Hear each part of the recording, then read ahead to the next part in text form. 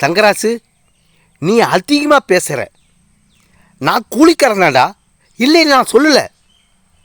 உன் அப்ப உன் தங்கச்சிக்கு பையன் பிறந்திருக்கான்னு எனக்கு ஃபோன் பண்ணி சொன்னான்.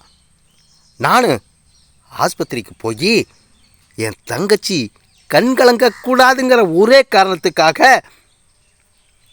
நான் கொண்டு வந்த 5 பவுன் செயினை உன் கழுத்தில் போட்டு அழகு பார்த்தேன்டா. உன் அப்பா அப்பயே கேட்டான், வெறும் பையன் வந்துட்டான்னு. நான் வெறும் பையன்தான், கூலிக்காரன் தான், நான் இல்லைன்னு சொல்லலை. அதுக்கப்புறம் உன் தங்கச்சி பிறந்தா, அவளுக்கு செய்ய வேண்டிய எல்லா சீரையும் செஞ்ச. உன் தங்கச்சி வயசுக்கு வந்தா. வயசுக்கு வந்ததுக்கு அப்புறமும் உன் அப்பா ஒரு கேள்வி கேட்டான். என்னைக்கு இருந்தாலும் உன் தங்கச்சி மாவதா உன் வீட்டு மருமகன்னு சொன்னான். நானும் அந்த பேச்சை நம்பி அந்த சண்டாளிக்கு என் வீட்டு பத்திரத்தை அவள் பேரில் நான் எழுதி வச்சுட்டேன். என்றைக்கு இருந்தாலும் வர மருமகதான்னு சொல்லி அவள் பேரில் எழுதி வச்சுட்டேன். ஆனால் அந்த சண்டாளி என் மகனை மணமேடையில் உட்கார வச்சுட்டு வேற ஒருத்தங்கூட ஓடி போயிட்டாடா, ஓடி போயிட்டா.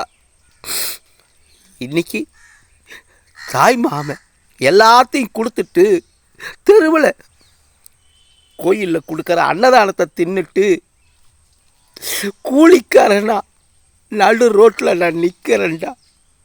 என்னை பார்த்தா உங்களுக்கு கேலி கிண்டலாத்தான் தெரியும். ஏண்டா சிரிங்கடா, நல்லா சிரிங்க. எனக்கு